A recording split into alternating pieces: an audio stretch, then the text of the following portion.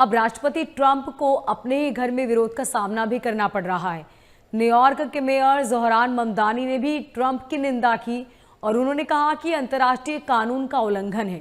इस बयान जी को आप किस तरीके से देखते हैं? देखिए, दो पहलू है इसके। पहली बात मैं आपको बताऊं, अब जियो पॉलिटिक्स दुनिया की पूरी बदल गई। ममदानी पे भी आते हैं। अब ये हो गया जिसकी लाठी उसकी भैंस। अब तो हमारे यहाँ नॉर्थ इंडिया में कहावत है ना, मोनिका जी, कि घर से उठा के ले जाएंगे। ये लिटरली घर से उठा के ले जाने वाली बात हो गई।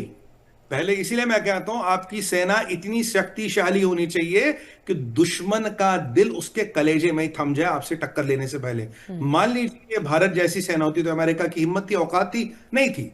क्योंकि वेनेजुएला के पास सेना थी नहीं, हथियार था नहीं, कुछ खास जहाजबाज थे नहीं।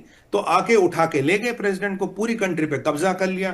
ट्रम्प कह रहा मेरा रहेगा। अब तो वो मैक्सिको, क्यूबा और क्या नाम है इसका, मैक्सिको, क्यूबा और एक और देश है, उनको तो वो धमकी भी दे रहा है।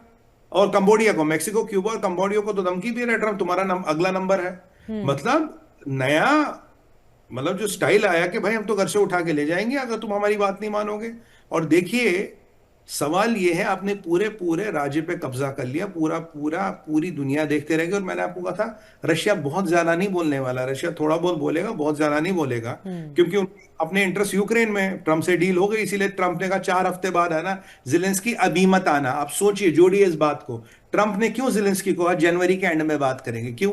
उसे पता था यहां कर रहा है। ईरान को भी धमकी दी गई है, यानी कि काफी देशों को धमकी दी गई है। पेट्रोल का, जियो पॉलिटिक्स का सारा जो एक नया समीकरण बन रहा है, पूरा मिडिल ईस्ट हिलेगा, मिडिल ईस्ट की पॉलिसी हिलेगी। और एक और मैं आपको बात बताऊं, जो मुझे लॉन्ग रन में लग रही है बात, ये क्योंकि मकानी से जुड़ा है। देखिए, अभी जो दुनिया की डिपेंडेंस है मिडिल ईस्ट पे, यानी कि इस्लामिक देशों पे, किस लिए है?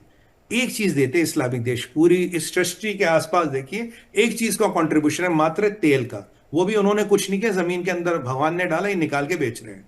अब सोचिए, वेनेजुएला के पास 3.3 बिलियन बैरल तेल, अमेरिका में तेल है, आपके कनाडा में तेल है, और सबसे ज्यादा तेल अभी पुतिन के पास है। यानी कि धीरे धीरे क्या हो रहा है मोनिका जी, इस्लामिक ब्लॉक से तेल की डिपेंडेंस हटके क्रिश्चियन ब्लॉक पे जा रही है।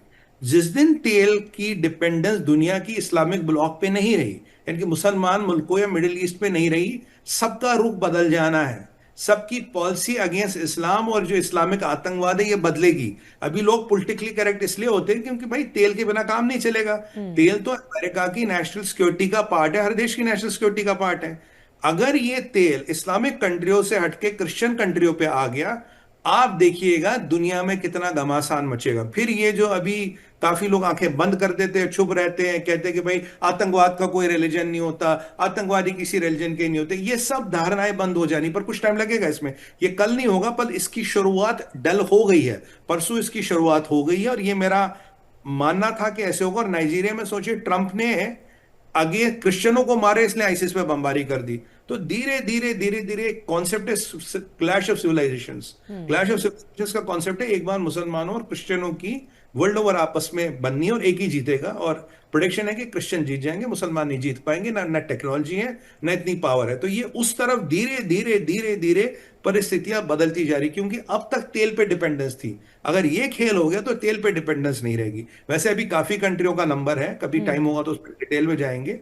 अब आते हैं जोहरान ममदानी पे। तो ये पहले लॉजिक समझाना जरूरी था। ममदानी मियां तो, भाई उसको बिठाया किसने? मुस्लिम ब्रदरहुड ने। वो किसका पट्टा है? मुस्लिम ब्रदरहुड का चचेरा भाई। मुस्लिम ब्रदरहुड ने जन्म दिया हमास को। इस पे पैसा लगा हुआ सऊदियों ने, कतरियों ने, दुनिया भर के इस्लामिक मुल्कों ने। मोनिका जी, एक बार बताइए, जो आदमी एक स्टूडियो अपार्टमेंट में रहता है जिसमें किचन, बाथरूम और एक कमरा, आज वो मिलियंस ऑफ डॉलर कैंपेन में लगा था, वो इतना बड़ा चेहरा हो गया कि भाई वो अमेरिका का में न्यूयॉर्क का मेयर बन गया।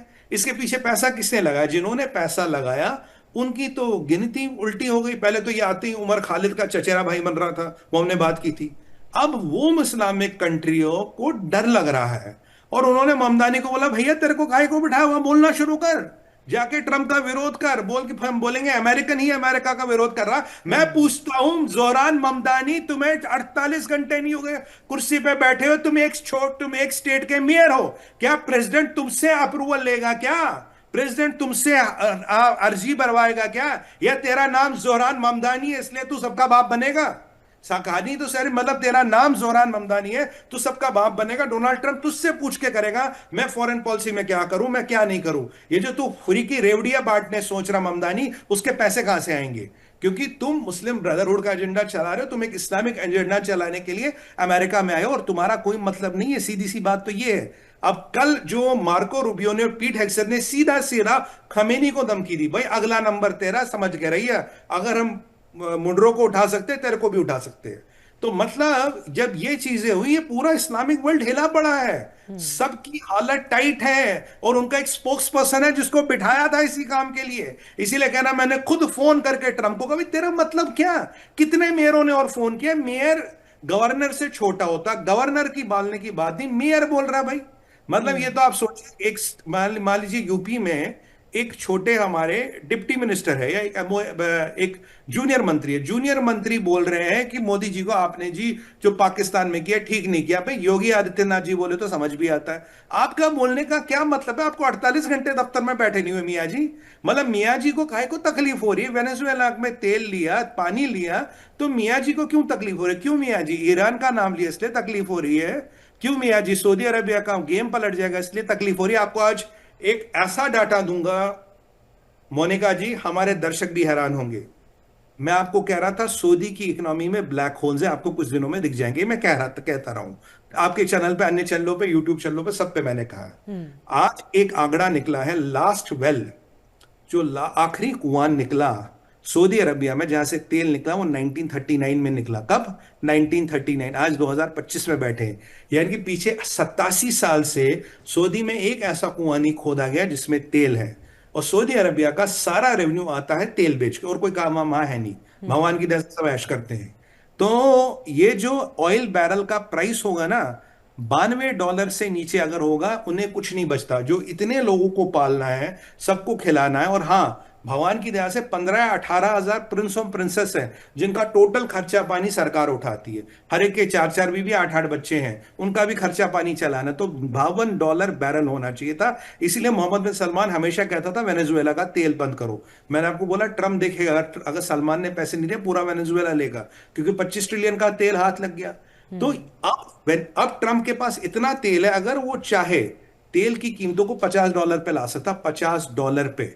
$50 पे पुतिन को भी दिक्कत होगी, जबकि मैं आपको कह रहा हूं ये पूरा मिडिल ईस्ट का तेल का जितना कार्यक्रम है ना, ये सारा अनवाइबल हो जाएगा। सऊदी अब भी पैसे लूज कर रहा है, अभी थोड़ा पुराना जो बचा कुचा माल है उस पर चल रहा है। ये तेल निकलना मोहम्मद बिन सलमान के लिए सबसे बड़ा नाइटमेयर है, सबसे बड़ा ये है। और जब ये ऐसे मुसलमानों का अहित हो रहा, तो ममदानी मियाँ जी तो बोलेंगे ही ना, मियाँ जी तो बोलेंगे भाई ये क्या हो रहा है, मियाँ जी का तो बोलना जरूरी है। इसीलिए मियाँ जी को मिर्ची लग रही है, और कोई बात नहीं है। भाई मुसलमानों को नुकसान हो रहा, तो मियाँ जी कैसे नहीं बोले? एजेंडा तो उन्हीं का चला रहे ना, उन्होंने ही तो बिठाया गद्दी पे, नहीं तो ऐसे थोड़ी ना कोई आके बैठ जाता, न्यूयॉर्क का मेयर बन जाता। तो एजेंडा ही। और आपको एक और एक हैरत अंगेज बात बताऊंगा, यूएई में आपको लास्ट वेल पता कब मिला? यूएई यूनाइटेड अरब एमिरेट्स में अबू धाबी में तेल है, लास्ट वेल मिला 2017 में, जहां तेल मिला ये आपको पता कितना मील नीचे? ये 10 मील नीचे है, और इसमें केवल 50,000 बैरल निकलता दिन में, यानी कि इस बैल में भी सुपर नुकसान है। नया तेल मिल नहीं रहा जी अब मिडिल ईस्ट में, जो थोड़ा बहुत यमन में, इसीलिए यमन में यूएई और सऊदी दोनों लड़ रहे हैं। मैंने आपको बताया था तेल क्या युद्ध है, इसीलिए लड़ रहे हैं। तो ये कुछ आंकड़े बताने जरूरी होते हैं ताकि दुनिया को पता लगे चीज के। जो ये ओपेक अपनी बदमाशियां चलाता था, जो ओआईसी ओपेक को डायरेक्शन देता था तुम्हें तेल निकालना है या नहीं निकालना है, मुसलमानों का किसमें फायदा, वो सब गेम खत्म हो रही है। हाँ अभी नहीं होगा, 1-2 साल लगेंगे। मोनिका जी आप भी यही, हम भी यही। 2026 चल रही है ना, 2029 में तेल का गेम 100% बदल गया होगा, तब इनको आटे दाल का दबाव पता चलेगा। और हाँ हमारे मियाँ जी को तकलीफ होना जाहिर सी बात है।